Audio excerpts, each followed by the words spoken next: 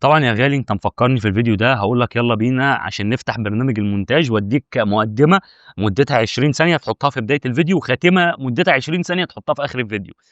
طبعًا أنت مستني منّي كل ده، يعني أنت مستني منّي إن أنا أقول لك حضرتك في مقدمة هادّيها لك جاهزة كده أهو في المونتاج تحطها أنت يا دوبك في أول الفيديو في آخر الفيديو، وأهلًا بيك بقى عندك مقدمة وخاتمة يا معلم والفيديو بتاعك بقى شكله حلو.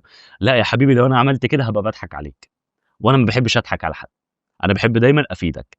فببساطة شديدة اعمل لايك وسبسكرايب لإن أنا عايز أكلمك بخصوص حاجة مهمة.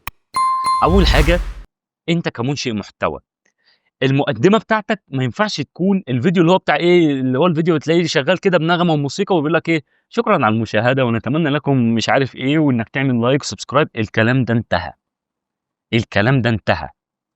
أنت المفروض اللي تقول مقدمتك بنفسك، والمفروض المقدمة تكون 30 ثانية. أنا طبعًا باتكلم عن الفيديو الكبير، لو الفيديو قصير يبقى المقدمة 5 ثواني، والمقدمة تكون فيها جملة بتشد. يعني أنا مثلًا باتكلم في فيديو زيادة المشاهدات، آجي في أول 30 ثانية في الفيديو أقوم قايل لك إيه، حضرتك عايز طريقة تزوّد بيها مشاهداتك؟ طب النهارده أنا مش جايب لك طريقة ولا 2 أنا جايب لك 6 طرق بحالهم، أكيد طريقة فيهم هتنجح معاك. شُفت المقدمة عاملة إزاي؟ طب يا أخي أنت لو سمعت المقدمة دي مش هتكمّل الفيديو؟ أكيد هتكمّل الفيديو، مين فينا مش حلم حياته يبقى عنده مشاهدات كتير؟ فاهم؟ إنما لو كنت جبت لك في أول الفيديو 30 ثانية مقدمة شغّالة نغمة كده وواحد طالع بيرقص بيقول لك اشترك واعمل لايك، يا عم الكلام ده انتهى يا جدعان.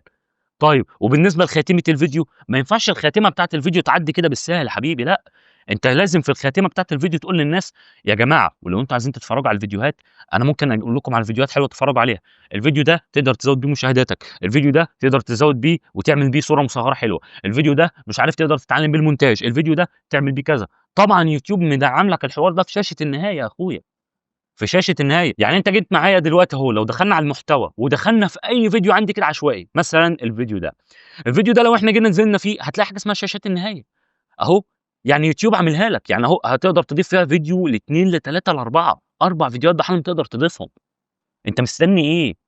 مستني إيه 4 فيديوهات يعني أنتم مشكلتكم بتنهوا الفيديو بطريقة غلط، تقوم قايل إيه خلاص بقى يالّا السلام عليكم عايزين حاجة يالّا تقوم متّكل على الله، لأ طب ما أنت كده يعني طيّرت المشاهد مشّيته.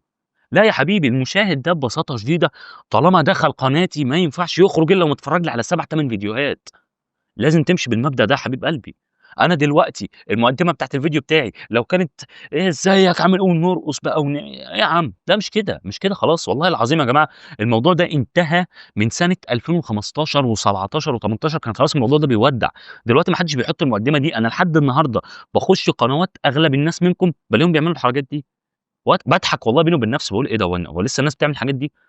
لأ، المقدمة أنت بقيت أنت اللي بتعملها بنفسك، أنت اللي بتقولها، ما فيش حاجة اسمها خُد مقدمة 15 ثانية ضيفها في الفيديو بتاعك، ده غير إن الموضوع ده ممكن يجيب لك حقوق طبع ونشر، لإن الفيديو ببساطة شديدة ممكن يكون أكتر من واحد مستخدمه، فبالتالي أنت ممكن تلبس إنذار حقوق طبع ونشر، طب ليه اللفة دي؟ لا يا عم، اطلع أنت قُل مقدمتك في أول الفيديو زي ما قُلت لك تقولها إزاي، قولها بhook قولها بجملة تشد، بس.